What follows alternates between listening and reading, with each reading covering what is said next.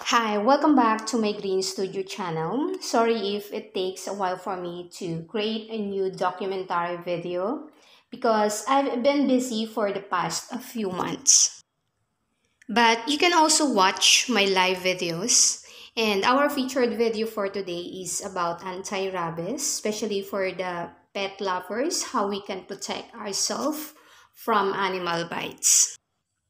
In case that you experience bitten by a dog or a cat, first clean the wound thoroughly with soap and water. Then apply pressure to stop bleeding and then cover the wound with a sterile bandage. And please seek medical attention right away. You need to have an anti-tetanus or anti-rabies injection. And if you're going to a private doctor, it's very costly. But you can go to your municipal or city hall because they have an affordable one. Just like here in Valenzuela City, so they have one in Maisan because the city hall is under construction right now. And one shot, so two injection left and right, it only costs 678 as of 2025. Rabies is very dangerous, so we have to protect ourselves.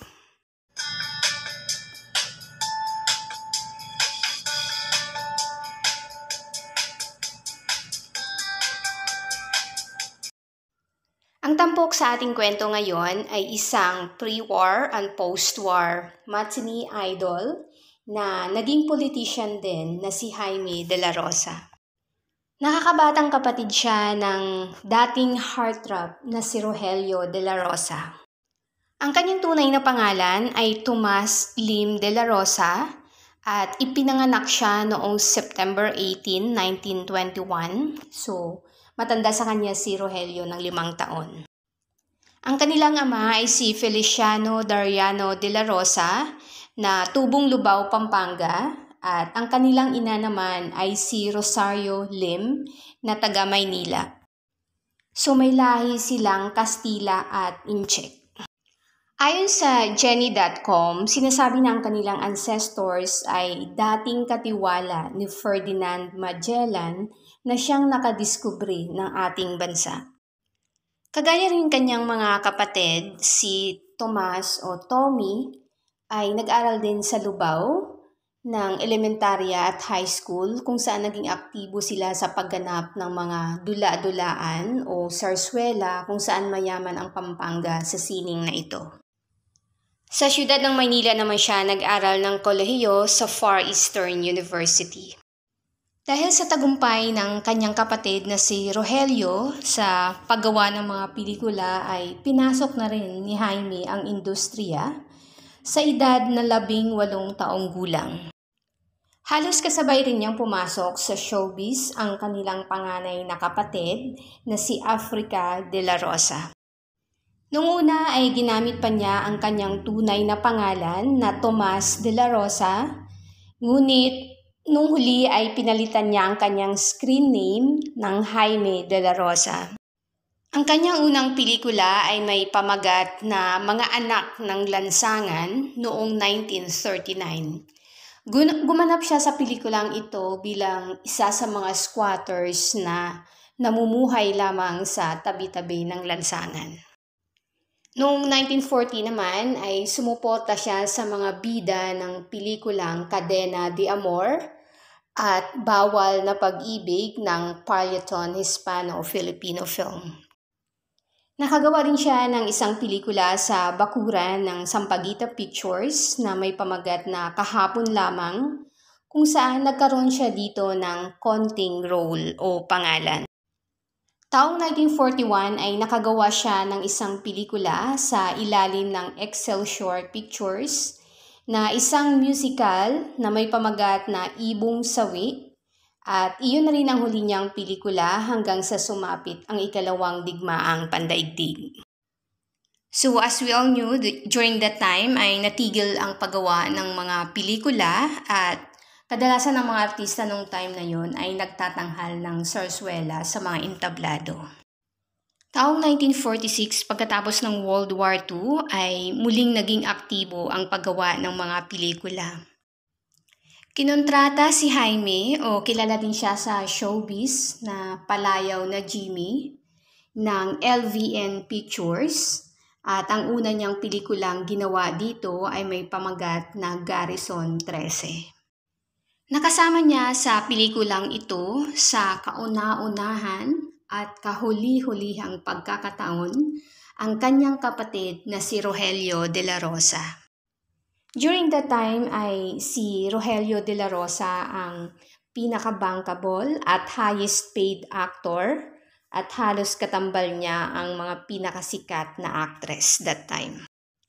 Nagbida si Jimmy sa kanyang unang pelikula sa LVN Pictures kung saan tinambal siya kay Norma Bancaflor sa pelikulang Aladdin noong 1946.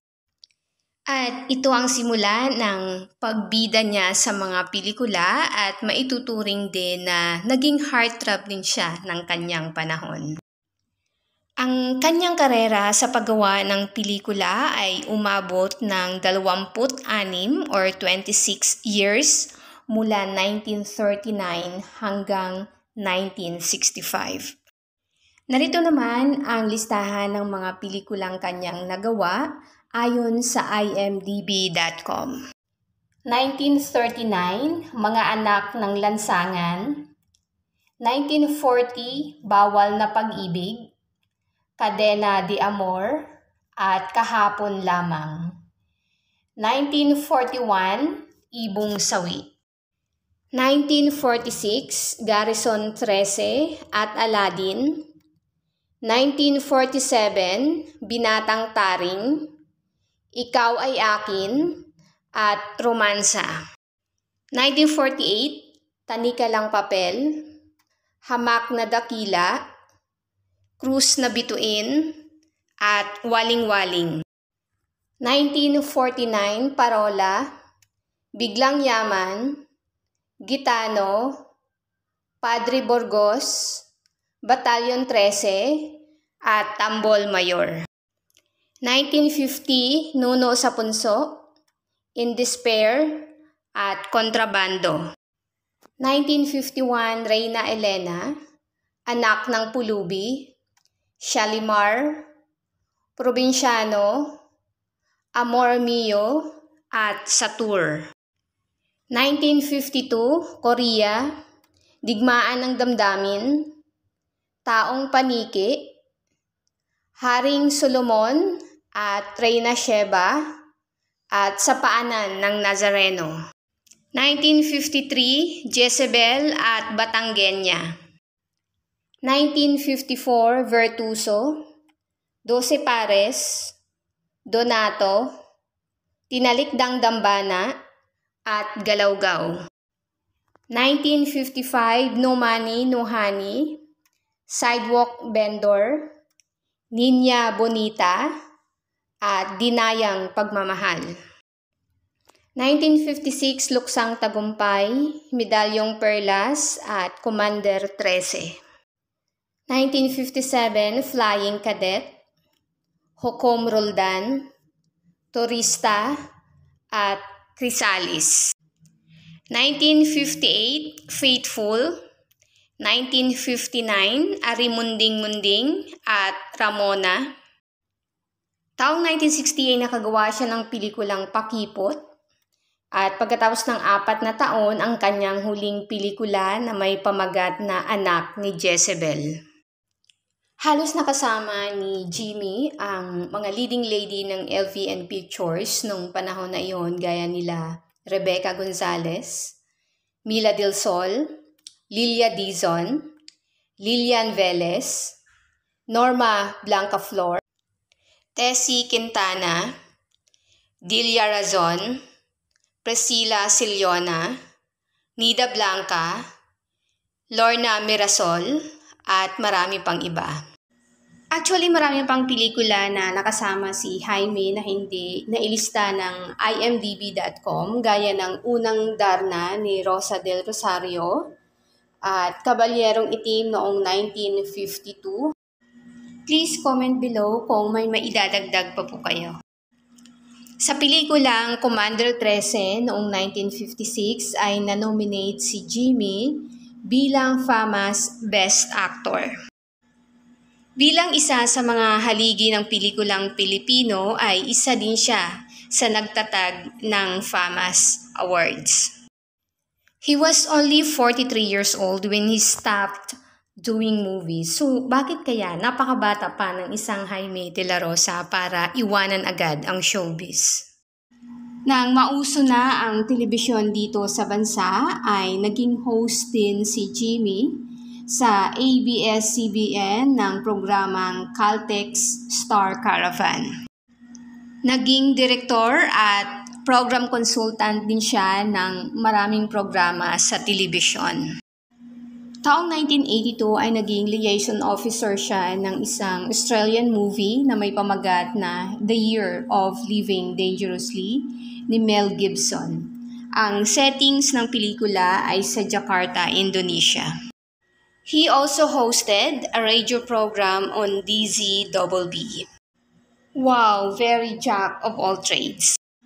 Ang kanyang kapatid na si Rogelio ay hindi lamang naging matagumpay sa mundo ng pelikula, ngunit naging successful politician din ito. Kung napanood niyo po ang video na ginawa natin kay Rogelio De La Rosa, ay malalaman natin na naging senador ito noong 1957. Kinalauna na tumakbo siyang presidente ng bansa, ngunit umatras din to give way to his brother-in-law, Diosdado Macapagal. Sinundan din ni Jaime ang yapak ng kanyang kapatid na si Rogelio sa politika. Naging councilor siya ng 4th District sa lungsod at nung huli ay nanilbihan siyang vice mayor mula 1988 hanggang 1992.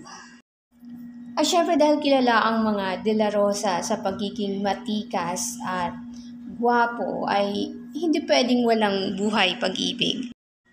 Dahil natigil ang paggawa ng pelikula noong World War II ay hindi nag-atubili si Jaime na pakasalan ang kanyang childhood sweetheart na si Beatriz Ocampo Santos.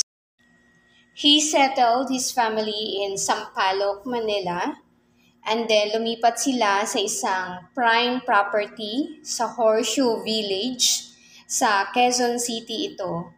Ito ang pinakasikat na residential village ng mga artista noong panahon na iyon.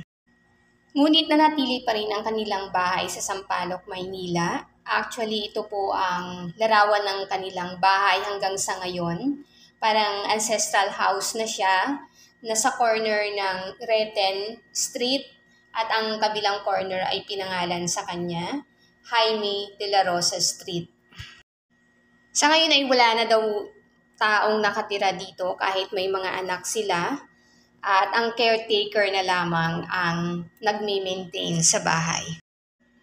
Nagkaroon sila ni Beatriz ng 3 anak na sina Betty, Cherry at Rowena, so 3 babae. Kinalaunan ay lumipat din sila ng tirahan sa San Mateo, Rizal. Pumanaw si Jaime dahil sa sakit sa puso noong December 2, 1992 sa edad na 71 years old.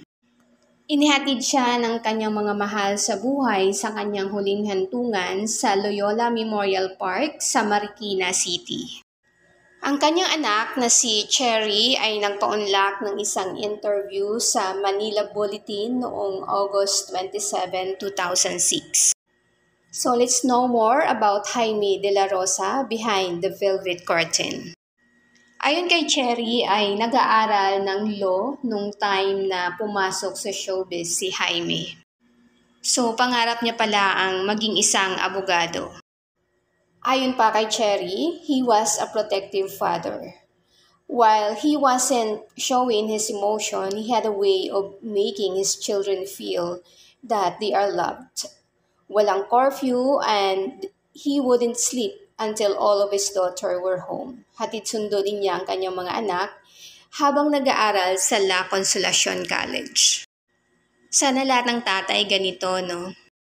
Kuripot din daw ang kanilang ama at very opposite sa kanilang ina na galing sa isang buena familia. Cherry also says that theirs was a happy home. Sumasayaw at kumakanta sila at palaging may mga ballroom dancing sa bahay. She's also proud that her dad remained faithful to her mother despite the temptations in showbiz. He didn't have any other family and he would always go home every night. Another wow, sana lahat talaga ng lalaki ganito. His father was an intellectual and he loved to read and he was also a good writer, according to Cherry. Jaime was a big thinker, and in fact, it was he who introduced the use of foam screen as set background for television productions. Jaime was also a man of varied interests. He has a dancing pony that he used to train. He also loved photography and toys. I think kung ganito lang ang mga lalaki, no, na they are finding ways to find more interesting in life, maraming magagandang hobby, I think walang cheater sa mundo. And while most of Jaime's time was spent in Manila, Cherry says that he stayed true to his Kapampangan roots. He had a sweet tooth and all his life, the Pampanga dishes remained in his favorites. Kahit nga daw yung buro at local na exotic food made of insects ay paborito pa ni Jaime. Yikes, I think I can eat buro pero insekto, no.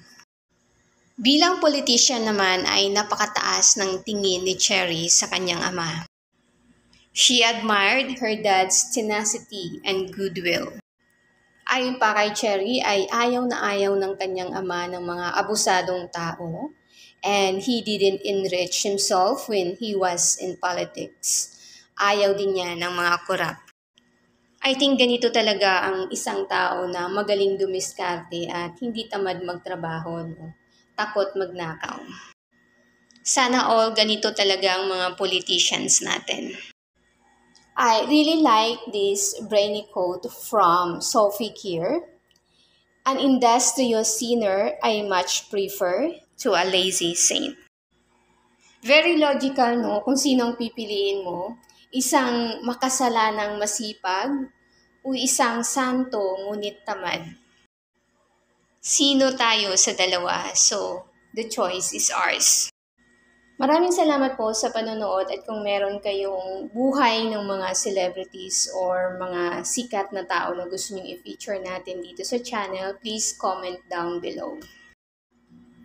Please click subscribe na rin and you may also share my videos and thank you for watching. Hanggang sa muli.